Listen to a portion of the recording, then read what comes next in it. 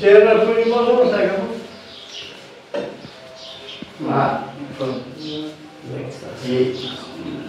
Light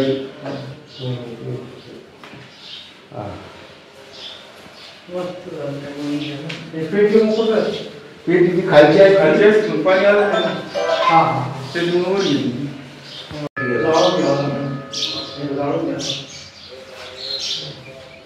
गळत नाही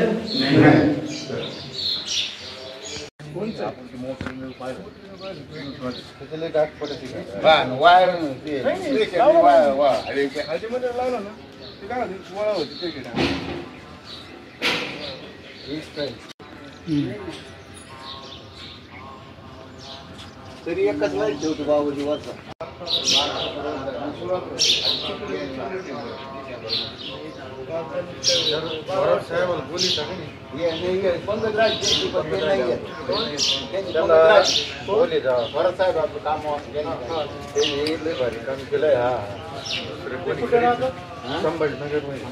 पटांगण झालं आता हे पार्किंग येतं ना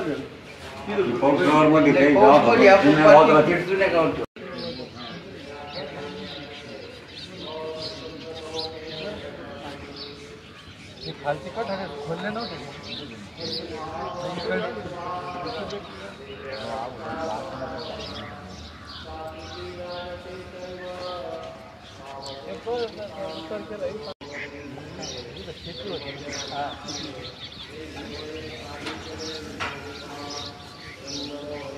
तरी यात्रा पहिली इकडंच भरायची इथं वाढ भरत पाणी हा मग तेच नाही इथं पहिली सारा धुरच चालायचं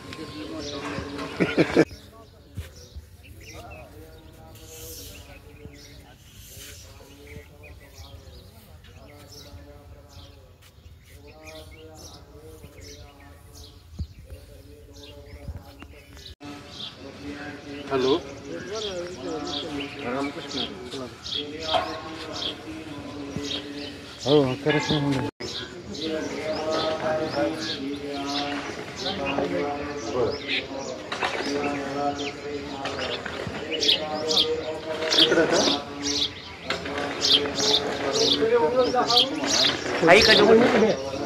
इकडे उघडले बघा तिकडे सामान पडून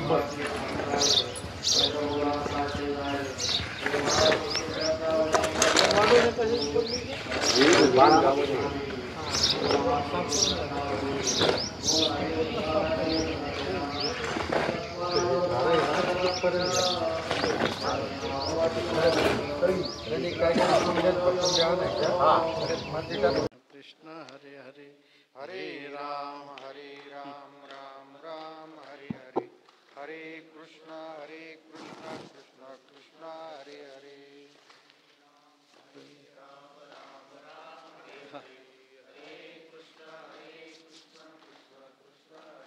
कुंडलिक वरदार विठ्ठल श्री ज्ञानदेव पंढरीनाथ माऊली ज्ञानेश्वर महाराज जगद्गुरु श्री तुकाराम महाराज श्री समर्थ सद्गुरु की संगी काल भैरवनाथ भगवान की जय सब संतन की जय कैलास राणा शिवचंद्र मौळी फणींद्र माथा मुकुटे झळाळी कारुण्य सिंधू भव दुःख हारी तुझवीन शंभो मजको न तारी।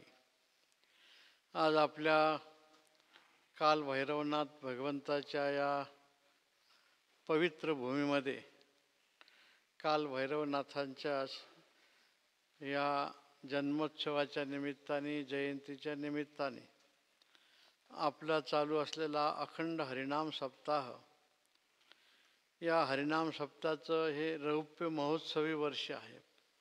गेल्या 25 वर्षापासून आपण मोठ्या भक्तिभावाने कार्यक्रम आतापर्यंत पार पाडत आलेले आहात। आणि आज यावर्षी आपण आनंदात पार पाडून आलो. पुढचे सर्व कार्यक्रम युवा पिढीसुद्धा तेवढ्याच प्रेमाने पार पाडत राहतील. भगवान भैरवनाथाची असीम कृपा, त्याचप्रमाणे सद्गुरू किशनगिरी बाबा, सद्गुरू भारती बाबा, ब्रह्मचारीजी बाबा, सर्व संतांचा कृपाशीर्वाद, वैकुंठवासी सद्गुरू बंशी बाबा, परिसरातील सर्व संतांचा कृपाशीर्वाद आणि आपल्या गावातील आणि परिसरातील आपल्या अंतःकरणात असलेले सर्व भैरवनाथाची अतिशय तीव्र श्रद्धा, त्या श्रद्धेच्या माध्यमातून आपण हे सर्व एवढं क्षेत्र निर्माण केलेलं आहे.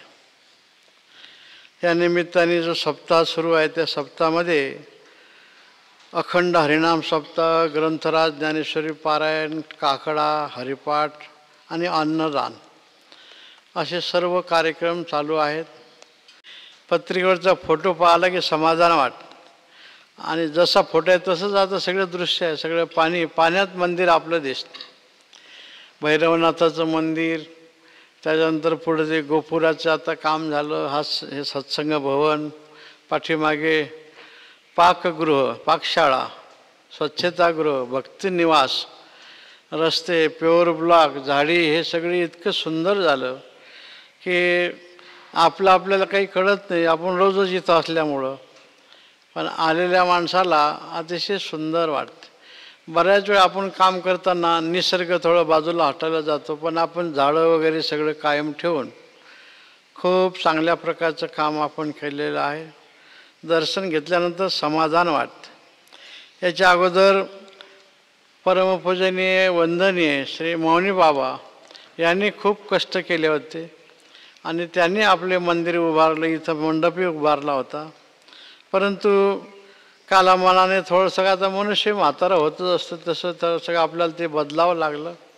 पण त्यांनी खूप तळमळीने आणि सगळ्या भक्ताकडून मोठ्या अट्टहासाने आणि त्यांच्या अधिकारांनी त्यांनी काम करून घेतलं होतं. बरेच वर्ष आपण त्याच्यामध्ये आपली उपासना करत होतो. आता हे नवीन झालेलं सत्संग भवन वगैरे खूप असं वाटत होतं हे काम एवढे कसे काय होतील, परंतु भैरवनाथांनी आपल्या हातून हे काम करून घेतलेलं आहे.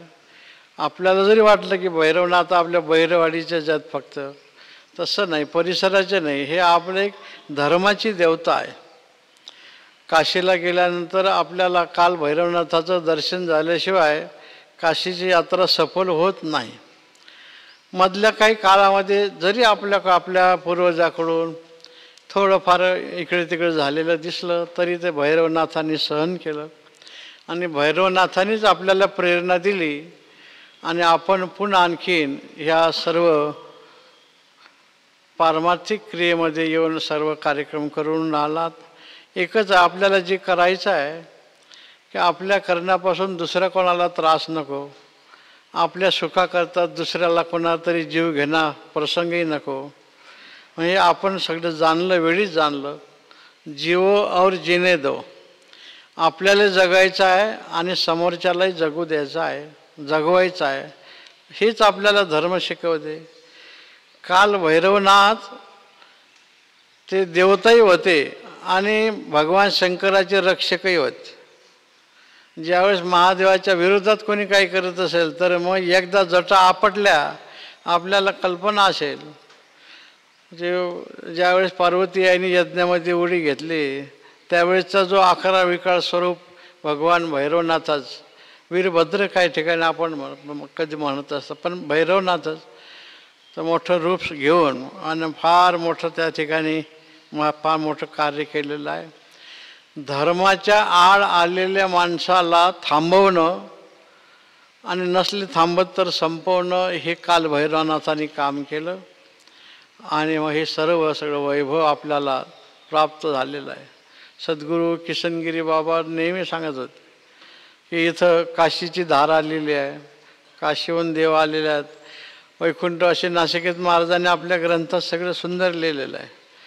आता लक्ष्मण महाराजांनी जे बाबांचं चरित्र तयार केलं त्याच्यातसुद्धा त्यांनी भैरवाडीचा इतिहास खूप चांगला केलेला आहे.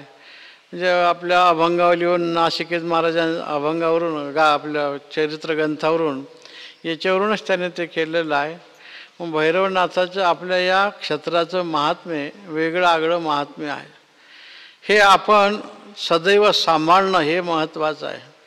हे कामं झाले हे भौतिक काम आहे, हे काय बिन पैशाचं झालं नाही. आपण आपल्या मुलाबाळाच्या तोंडातला घासातला घास काढून इथं दिला आणि एवढं उभं राहिलं.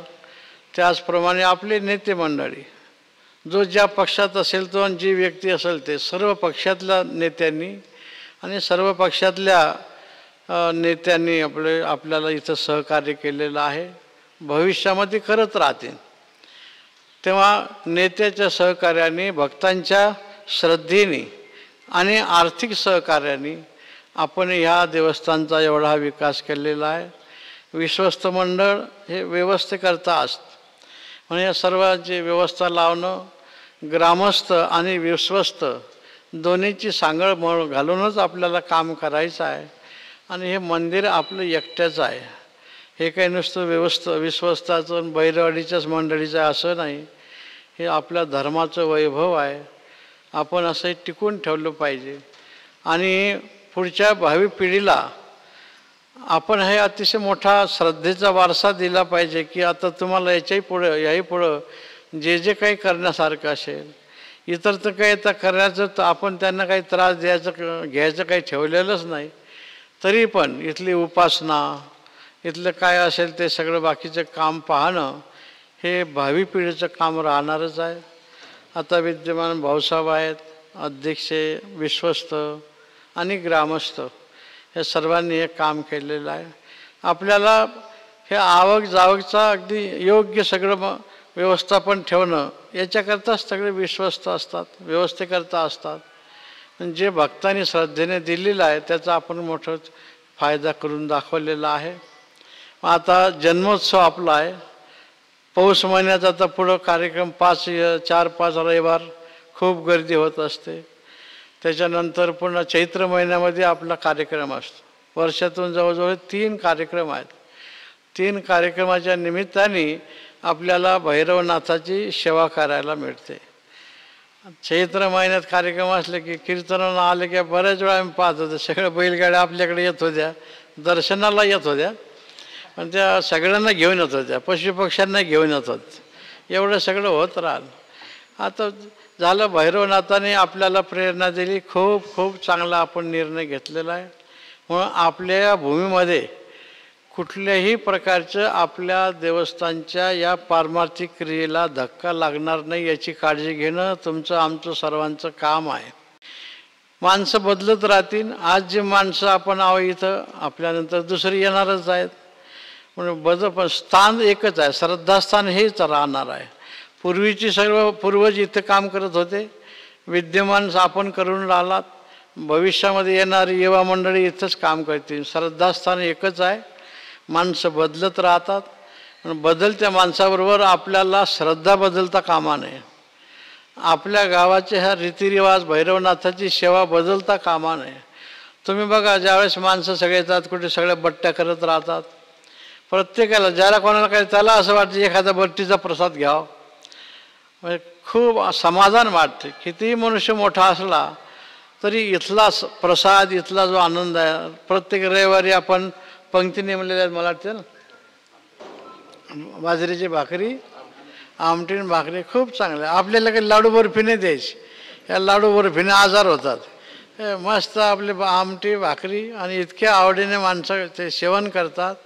त्याच्यानंतर हे सप्ताच्या पंक्ती आहेत, इतर वेळी पंक्ती आहेत. अन्नदाते खूप सहकार्य करून राहिलेले आहेत.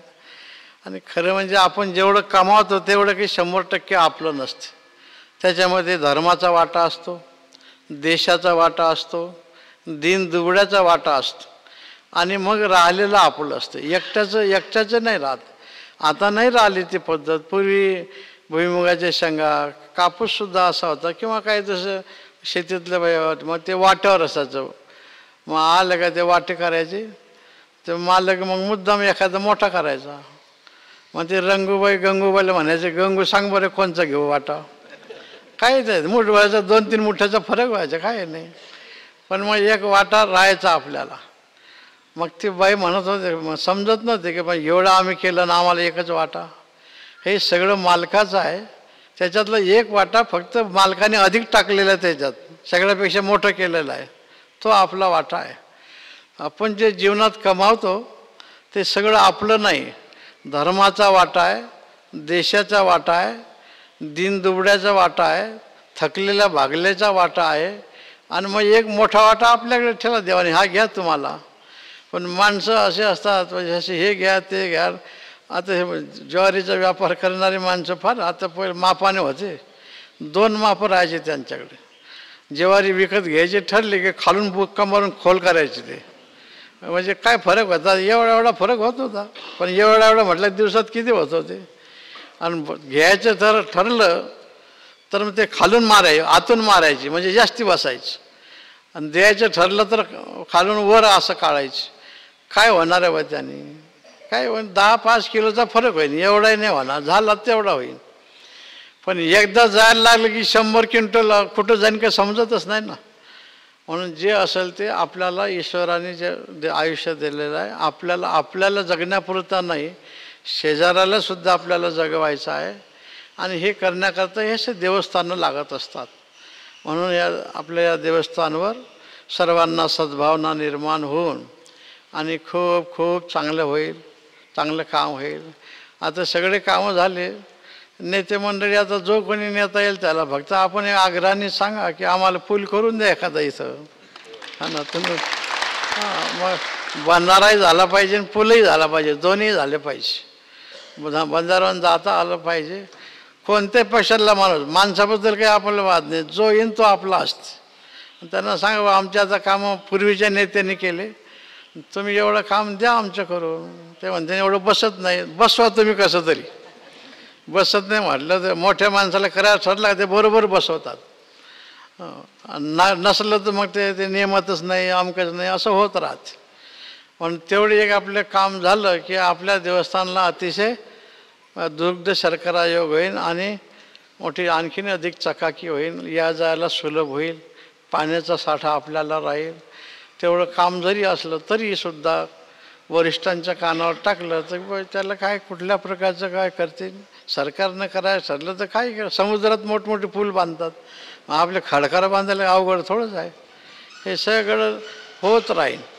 पण आपण नाही सांगायचं, आपण भैरवनाथाला सांगायचं. आणि भैरवनाथाने त्यांचे कान फुकायचे. मग ते म्हणतील बा आम्हाला भैरवनाथाचा आदेश आला कसं काय, मग आपण म्हणायचं हा बरोबर आहे, आम्हाला तेवढं करून द्या तेवढं. मग भैरवनाथ त्यांना आदेश देतील आणि आपलं हे काम सगळं झालं की आपलं आणखीन क्षेत्राला महिमा वाढेल. सगळ्याच्या अंतःकरणात भैरवनाथ बसलेले आहेत, फक्त उपासना आपण टिकवली पाहिजे. हे आता जसं आपलं आता पारायण आहे, हे का मागच्या वर्षी झालं आणि यांचं नियमित रडगड हेच आहे असं नाही, हे सगळं झालं पाहिजे. पण आज आलो तर आम्ही लांबून पाहिलं, बरीच संख्या दिसली थोडी पारायणाला.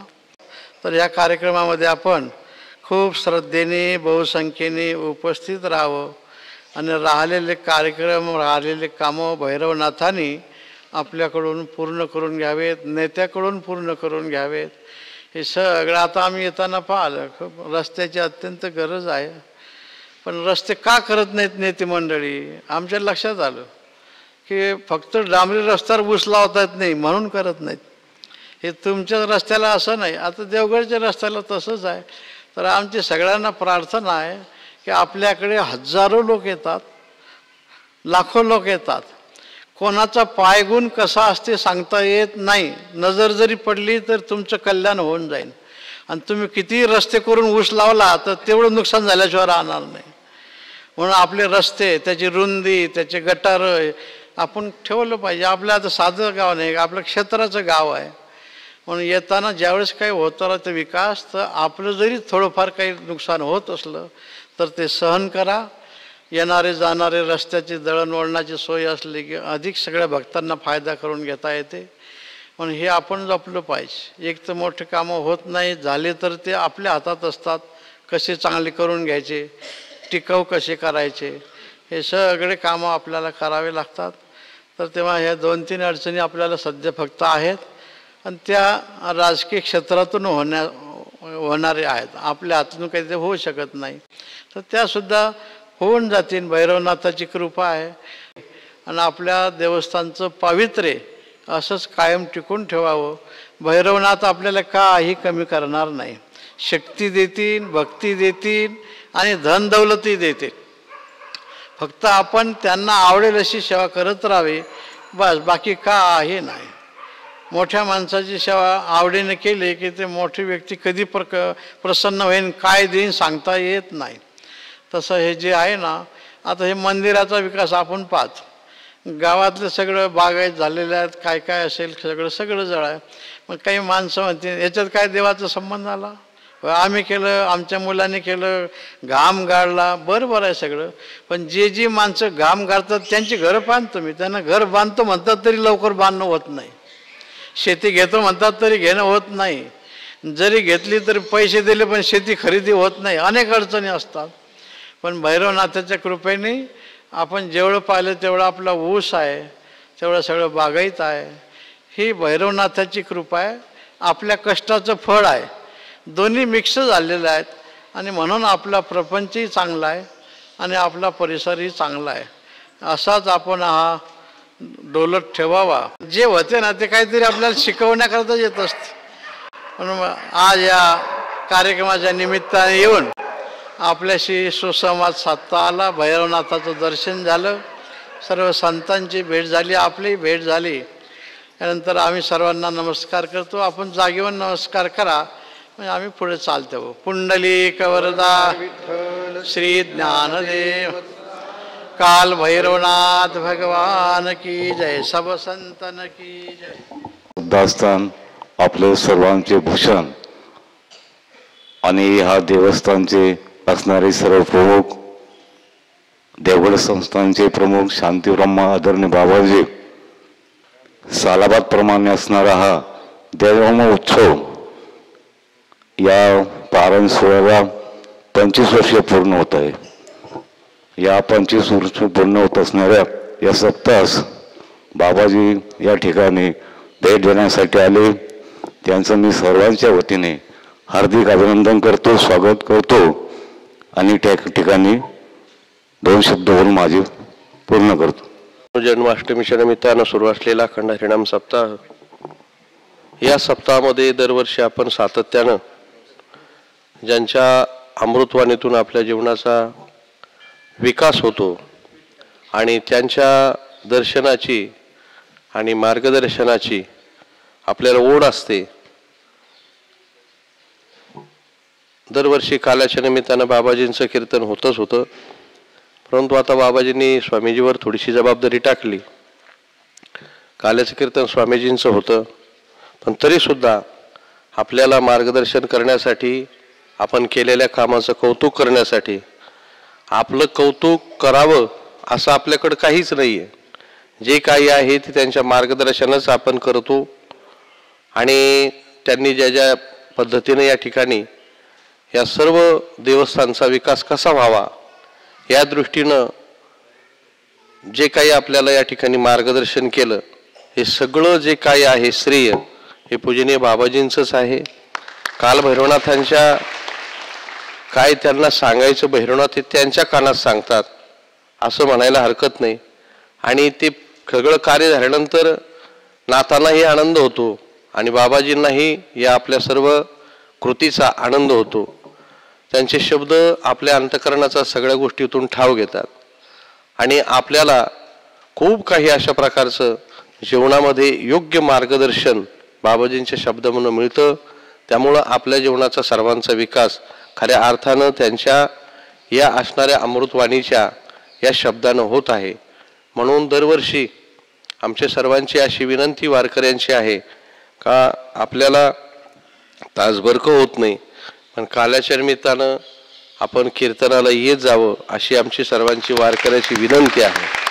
तुम्हाला होतंय तो वर नाही, दर्शनाला तर येतात, पण काल्याची विनंती आमच्या सर्वांची आहे, सर्वांची आहे. आपल्या सर्वांच्या वतीनं आपण त्यांच्या ऋणात कायमस्वरूपी राहू, जन्मोजन्मी राहू अशी या ठिकाणी भैरवनाथाच्या चरणी विनंती करतो आणि सर्वांनी दर्शन करावं अशी सर्वांना विनंती करतो.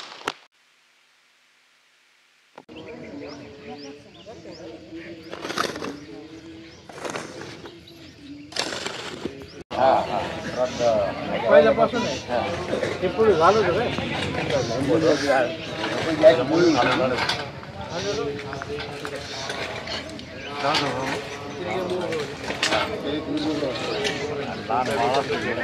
परत लिंब लावला कुंकला